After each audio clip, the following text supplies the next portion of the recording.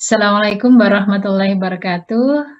Terima kasih atas kesempatan yang, telah diberikan kepada saya. Eee, Pada kesempatan kali ini, saya akan menyampaikan materi tentang budidaya lele skala rumah tangga secara budik damber atau budidaya ikan di dalam, ember. Saya Sani Helmiati, saya dari, program studi aquaculture Departemen Perikanan Fakultas Pertanian Universitas Gadjah Mada.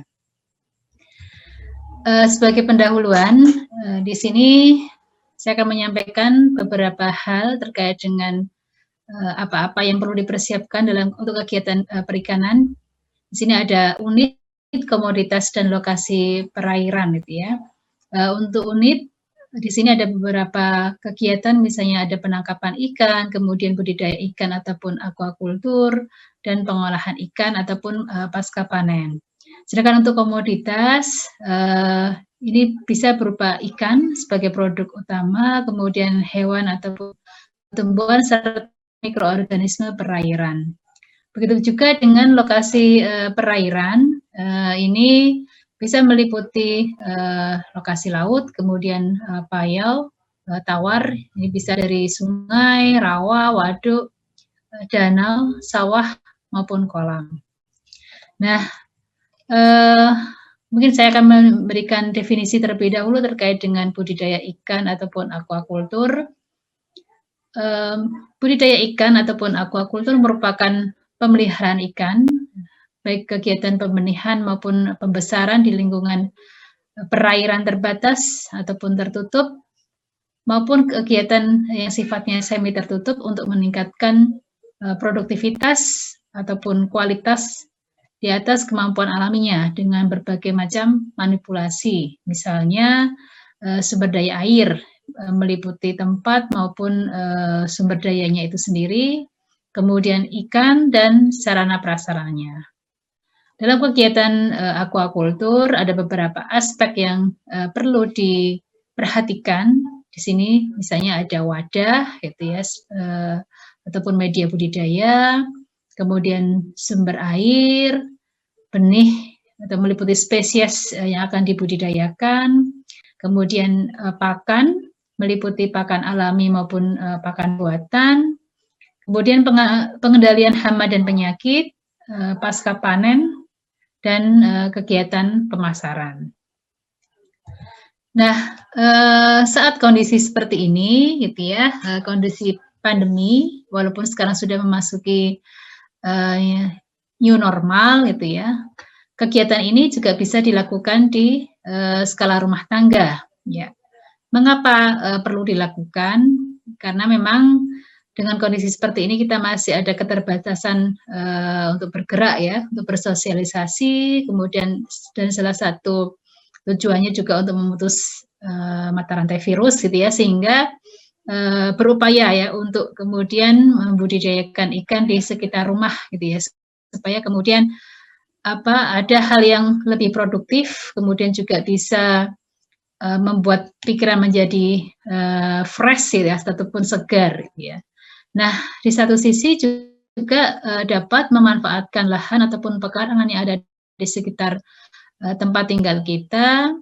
Kemudian juga harapannya bisa memenuhi kebutuhan protein hewani ya, dari perikanan maupun sayuran sebagai hasil sampingnya ya untuk meningkatkan ataupun menambah gizi keluarga.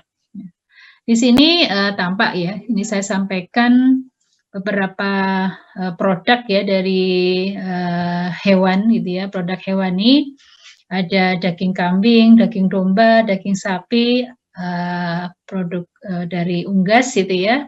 Nah, di sini memang ikan ini mempunyai tingkat protein yang paling tinggi ya, karena dari profil asam aminonya juga paling lengkap gitu ya, sehingga harapannya produk ikan ini bisa menambah gizi di keluarga. Nah, di sini saya akan menyampaikan tentang budidaya ikan di dalam ember sebagai salah satu upaya ataupun langkah yang produktif ya untuk kemudian mengembangkan lingkungan di sekitar rumah gitu ya. Nah, budik damber gitu ya, ini merupakan budidaya ikan, tidak hanya lele, tapi juga bisa dari spesies yang lain, misalnya ikan nila gitu, dan kangkung gitu ya. Ataupun juga kita bisa memilih dengan jenis yang lain seperti misalnya pokcoy ataupun caisim dan lain sebagainya gitu dalam satu ember. Sehingga disebut sebagai budik damber. Nah, ada beberapa hal yang perlu dipersiapkan dalam ketika kita ingin membudidayakan ikan di dalam ember. Yang pertama kita harus menyiapkan terlebih dahulu ember dengan kapasitas kurang lebih 80 liter. Kemudian kita juga menyiapkan arang batok kelapa ini sebagai salah satu media ya untuk media hidup dari bibit tanamannya. Kemudian ada gelas plastik sebagai potnya gitu ya, atau tempat untuk budidaya tanaman. Ada kawat, kemudian ada bibit ataupun benih ikan, misalnya ikan lele. Kemudian ada sarana yang lain yang mendukung ya, seperti tang ataupun solder gitu ya. Nah, kemudian terkait dengan penyiapan pot untuk kangkung ataupun untuk media untuk hidup tanaman gitu ya, kita dapat melubangi bagian dari pot ataupun gelas plastik gitu ya dengan menggunakan solder. Ini tujuannya supaya kemudian pot ini ataupun nanti media untuk budidaya ini bisa beradaptasi ya dengan lingkungan di sekitarnya, dengan media airnya. Kemudian juga kita bisa menggunakan bibit ini dari kangkung yang sudah dapat kita beli di pasar gitu ya, ataupun kita juga bisa membibitkan sendiri dari biji, itu kita potong bagian bawahnya, kemudian kita masukkan ke gelas plastik ini ya, sebagai tempat ataupun pot untuk budidaya kangkungnya. Setelah itu kita juga masukkan arang ataupun batok kelapa sebagai media tumbuhnya. Setelah itu kita pasang kawat gitu ya, untuk nanti kita kaitkan ya di seputar ataupun pada bagian diameter dari ember yang akan kita gunakan. Setelah itu kita perlu menyiapkan benih lele. Jadi lele yang kita gunakan untuk benihnya biasanya berukuran 5-12 cm. Kemudian untuk pada tebarnya sekitar 60-100 ekor. Nah, di sini untuk lele sendiri ataupun benihnya kita harus memilih ya, benih lele yang sehat gitu ya, tidak ada luka ataupun penyakit dan tidak cacat. Kemudian ukurannya juga seragam ataupun homogen. Nah, memang akan lebih baik jika benih lele yang kita gunakan itu berasal dari induk yang sama, gitu ya, supaya kemudian kualitasnya baik. Kemudian yang berikutnya yaitu penyiapan ember budidaya. Ya, kita ini bisa menyiapkan ember dengan bentuk seperti ini ya. Ini bisa kita jumpai di banyak tempat itu, bahkan di sekitar tempat tinggal kita banyak ya yang sekarang menjual ember dengan kapasitas sekitar 80 liter gitu. Kita bisa isi air sekitar 60 liter atau sampai 80 liter juga bisa. Kemudian kita diamkan 1-2 hari ya untuk kemudian bisa tumbuh pakan alaminya. Kemudian setelah itu kita bisa masukkan bibit ikan gitu ya setelah hari kedua gitu ya.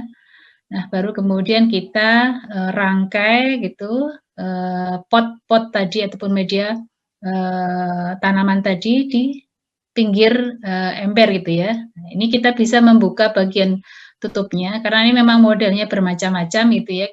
Dengan model seperti ini kita bisa membuka tutupnya, kemudian kita pasang ataupun rangkai gelas-gelas media budidaya kangkung ya di seputaran bibir dari ember.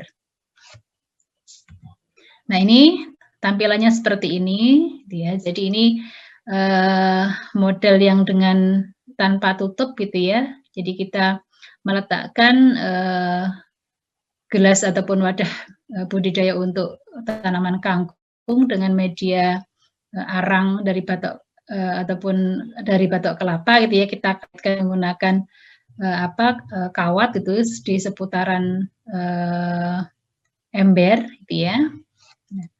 Atau kita bisa menggunakan model ember budidaya yang lain gitu ya. Ini kebetulan yang saya punya gitu ya. Saya menggunakan model seperti ini. Jadi di sini ada bagian outlet gitu ya untuk mengeluarkan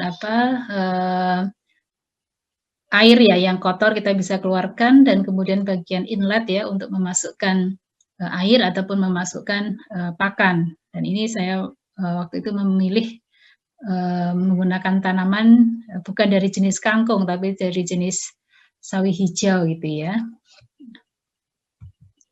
Nah, kemudian terkait dengan tata cara pemeliharaan, di sini kita tempatkan ember dan media yang sudah siap ya. Ini pada tempat yang terkena cahaya matahari gitu ya. Memang akan lebih baik terkena cahaya matahari walaupun mungkin tidak langsung, tapi ada cahaya matahari yang bisa masuk gitu pada ember budidaya. Nah, kalau kita yang menggunakan kangkung gitu ya, ini karena kita sudah potong ya bagian bawahnya tadi ya. Nah, ini akan tumbuh sekitar pada hari yang ketiga. Nah, kita bisa mencermati jika ada kutu atau hama itu pada bagian daunnya. Nah, ini harus segera kita buang. Nah, untuk lelenya sendiri ataupun ikan yang kita budidayakan, kita bisa memberikan pakan nih berupa pakan komersial gitu ya, ataupun pelet komersial ya, diberikan sekenyangnya gitu. Atau misalnya juga bisa kita berikan dalam kurun frekuensi 2-3 kali per hari. Nah, di sini yang perlu diperhatikan adalah pemberian pakan tidak boleh berlebihan. Mengapa tidak boleh berlebihan? Karena kalau pakan berlebihan ini ikan tidak mengkonsumsi pakan secara keseluruhan gitu ya. Jadi kadang bisa berefek pada sisa pakan. Sisa pakan yang berlebih gitu ya, kadang bisa menimbulkan akumulasi bahan organik di dasar perairan. Nah, ini kalau misalnya tidak segera kita tangani, bisa meningkatkan kadar amonia gitu ya, sehingga menyebabkan air yang digunakan untuk budidaya ini menjadi berbau. Nah, sehingga upaya untuk kemudian mengganti air ini harus segera dilakukan. Kemudian kita juga perlu mengamati dan memperhatikan nafsu makan ikan. Kapan kira-kira ikan ini nafsu makannya paling tinggi ataupun paling banyak gitu ya. Nah, lele ini termasuk yang bersifat ini ya nokturnal ya, aktif makan di malam hari, sehingga kadang porsi untuk dosis pemberian pakannya biasanya kita menggunakan frekuensi 2-3 kali per hari ya, pagi, siang, sore. Biasanya di waktu sore itu kita bisa tingkatkan dosisnya dibandingkan di pagi ataupun siang hari. Nah, ini saya sampaikan terkait dengan kebutuhan nutrien lele. Nah, ketika kita ingin membudidayakan, hal yang paling penting adalah ketika kita harus memberikan pakan ini ya. Nah, ini karena benih yang biasa kita gunakan untuk budik damper ini berukuran 5-12 cm gitu ya, kita bisa memberikan pakan untuk, karena tahapnya adalah untuk pembesaran, untuk konsumsi, kita bisa memberikan sekitar 28-30%.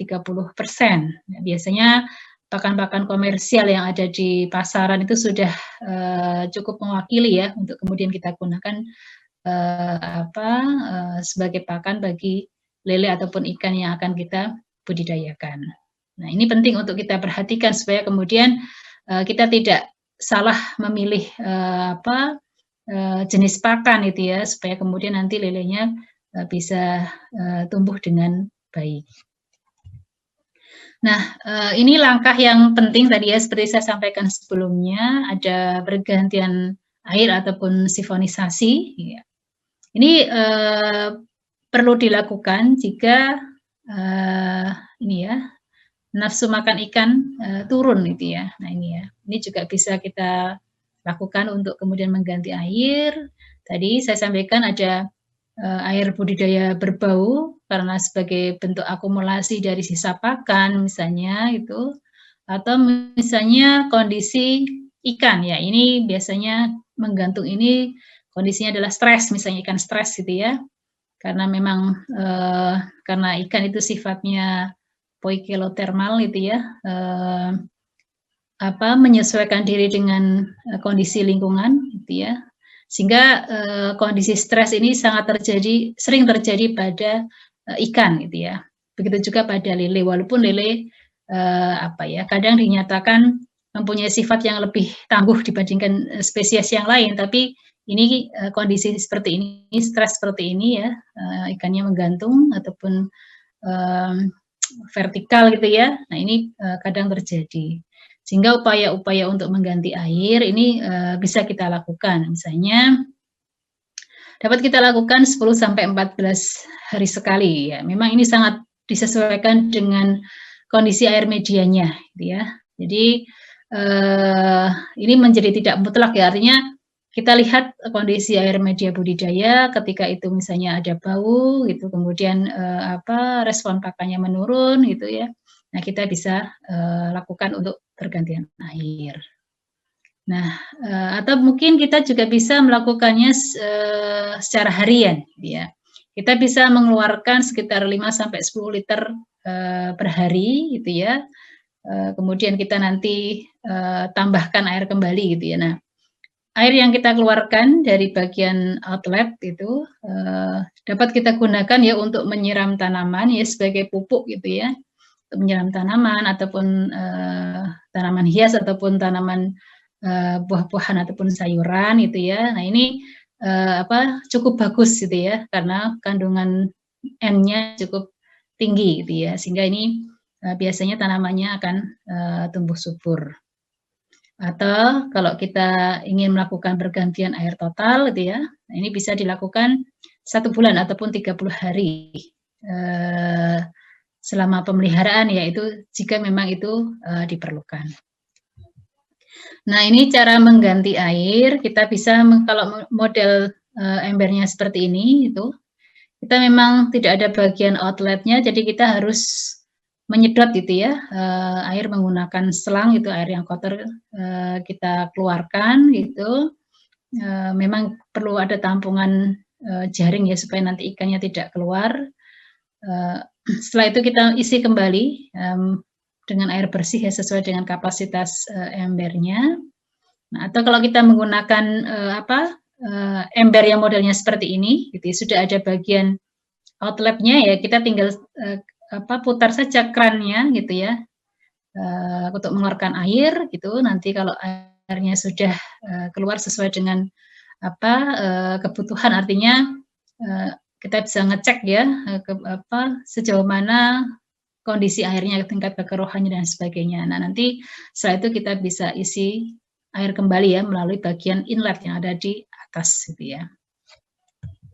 Nah untuk kangkung ini ya, ini bisa dilakukan pemanenan dalam waktu 14 sampai 21 hari sejak awal tanam. Jadi ini dalam kondisi kangkung yang ditanam dari batang ya, bukan dari biji. Kalau dari biji memang kualitasnya sebenarnya lebih bagus gitu ya, tapi memang waktunya nanti lebih lama.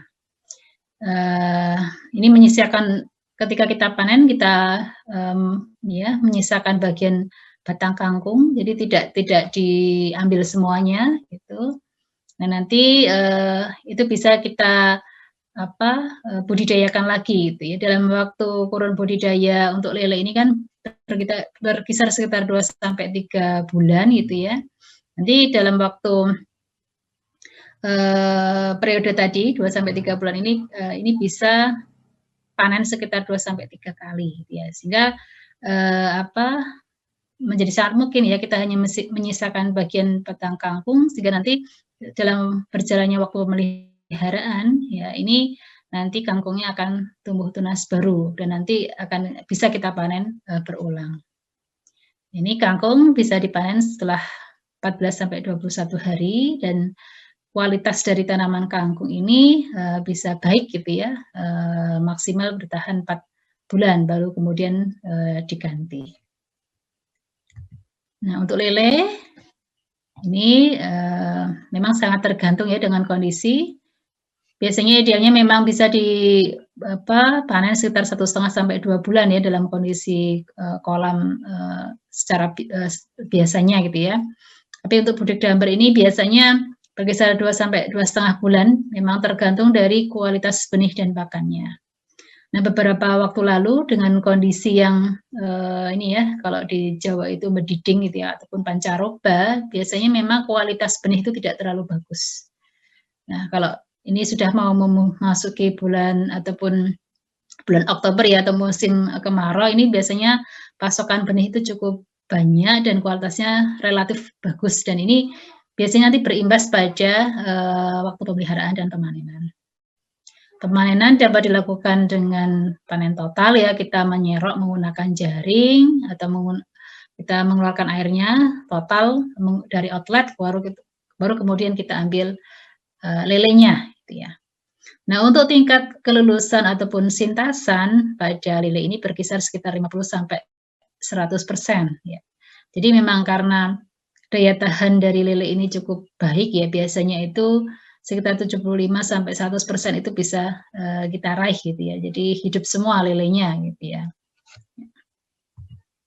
Nah, ini kalau ini sebagai gambaran saja gitu ya dari apa yang kita butuhkan ataupun kemudian dari pengeluaran yang kita ini ya digunakan dalam kegiatan budik damber, kemudian apa istilahnya penghasilan ataupun produktivitas ya dari budik damber.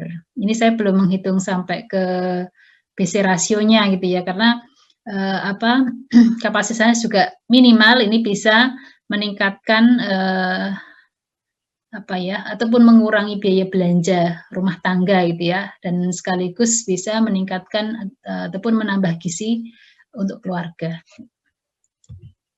Nah, ini mungkin saya tambahkan terkait dengan hal yang biasanya ini menjadi pokok gitu ya dalam kegiatan budidaya, karena ini terkait dengan pengolahan pakan. Jadi karena untuk kegiatan budidaya, pakan ini menghabiskan sekitar 50 sampai 70% dari total biaya produksi. Jadi paling tinggi itu pakan ya, dihabiskan oleh pakan, sehingga pengelolaan pakan ini menjadi sangat penting untuk diperhatikan. Ada beberapa hal gitu ya yang perlu diperhatikan dalam pengelolaan pakan, yaitu cara pemberian pakan, kemudian waktu pemberian pakan, jumlah ataupun dosis pakan, frekuensi pemberian pakan, dan tempat pemberian pakan. Nah, cara pemberian pakan ini biasanya kita melakukannya dengan menebar langsung ya, secara manual menggunakan tangan. Akan tetapi juga pada skala yang lebih besar, kita bisa menggunakan alat bantu gitu ya, demand feeder ataupun automatic feeder. Ini sudah lumrah biasanya kita lakukan seperti ini. Kemudian waktu pemberian pakan ini dapat dilakukan pada pagi, siang, ataupun malam hari gitu ya. Memang ada kondisi-kondisi tertentu berdasarkan sifat dari ikan itu sendiri ya, seperti saya sampaikan tadi.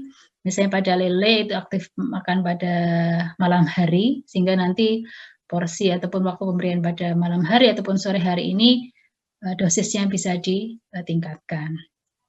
Nah, mengapa perlu mengatur itu ya, waktu pemberian pakan kok perlu diatur? Karena di sini sama seperti pada manusia sebenarnya, untuk mendisiplinkan waktu makan gitu ya bagi ikan gitu ya.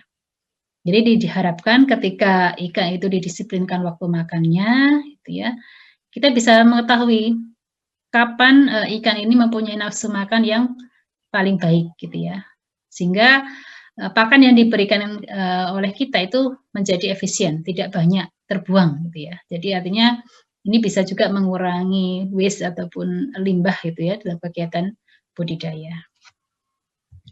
Kemudian, jumlah ataupun dosis pakan, jadi ini merupakan banyaknya pakan yang dibutuhkan, dan harus diberikan pada ikan.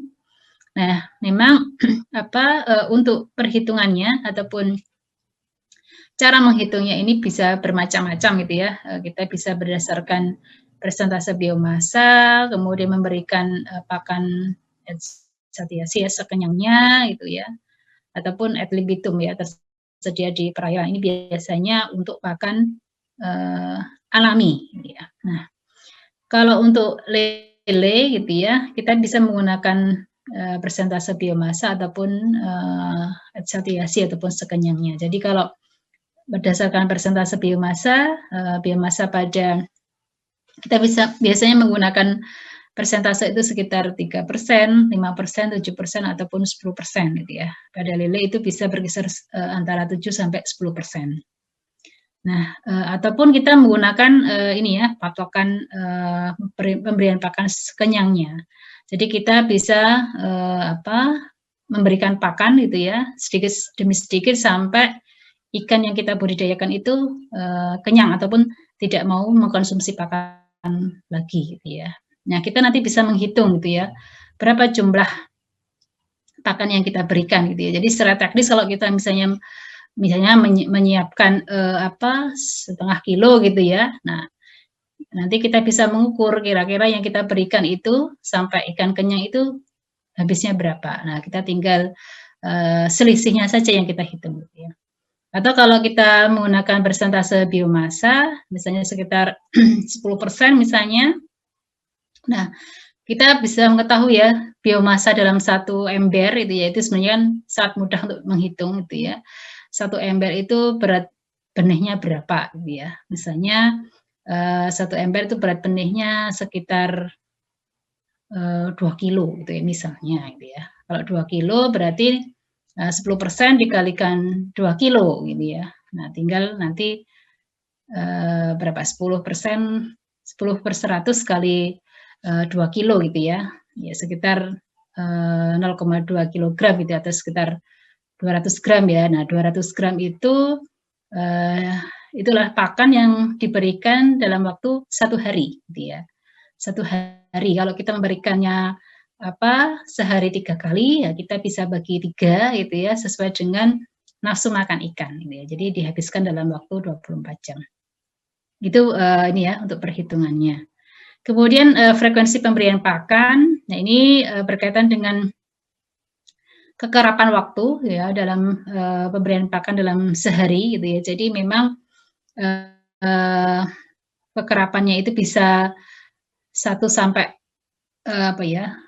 banyak gitu ya, bahkan mungkin 10 sampai 20 kali gitu ya. Nah, ini memang berkaitan dengan, frekuensi lapar ikan. Jadi pada ikan yang, stadia untuk pembesaran ya, ini budik dambar ini termasuk ikan yang nanti, tahapnya adalah untuk pembesaran, ya biasanya waktu ataupun frekuensi pemberian pakannya memang tidak terlalu banyak ya, mungkin sekitar 2 sampai 3 kali per hari. Tetapi untuk, larva itu ya, yang tahapnya masih, setelah telur menetas kemudian menjadi larva. Nah ini, ketika larva itu sudah tidak mengkonsumsi yolk-sac gitu ataupun dari cadangan makanan gitu ya. Nah, kita bisa memberikan pakan eksogen gitu ya, eksogenus gitu. Nah, itu, memang lebih baik sedikit demi sedikit tapi sering, sehingga kekerapannya itu bisa, 10 sampai 20 kali dalam 1 hari, ya ini perbedaannya. Nah, kemudian juga, frekuensi pemberian pakan ini diatur untuk memacu pertumbuhan ikan ya. Jadi ini, asumsinya dengan kita bisa, mengatur frekuensi pemberian pakan gitu ya, pakan juga efisien, kemudian, pertumbuhan gitu ya. Jadi kita punya target biasanya, dalam waktu berapa, bulan gitu ya, lele ini harus panen misalnya. Nah, ini kita bisa memperkirakan gitu ya, untuk frekuensi pemberian pakannya.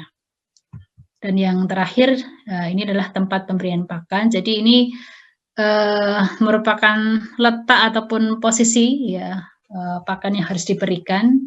Jadi memang sebenarnya tidak terlalu spesifik gitu ya, tapi ikan itu kadang, punya kebiasaan tertentu gitu ya. Jadi dan harapannya ketika kita memperhatikan tempat pemberian pakan ini, menjamin semua ikan itu akan mendapatkan pakan yang cukup gitu ya. Nah, karena kita tahu biasanya, apa, ikan itu dalam satu bak gitu ataupun dalam satu ember mempunyai tingkat pertumbuhan yang, beragam ya. Ini kebetulan beberapa waktu, lalu gitu ya, saya, panen yang bodik damber ini, ternyata, ikannya itu sangat heterogen gitu ya. Ada yang memang ukurannya besar sekali gitu ya, ada yang masih kecil gitu ya. Jadi ini memang nanti, apa, jaminan semua ikan mendapatkan pakan yang cukup ini juga harus diperhatikan gitu ya.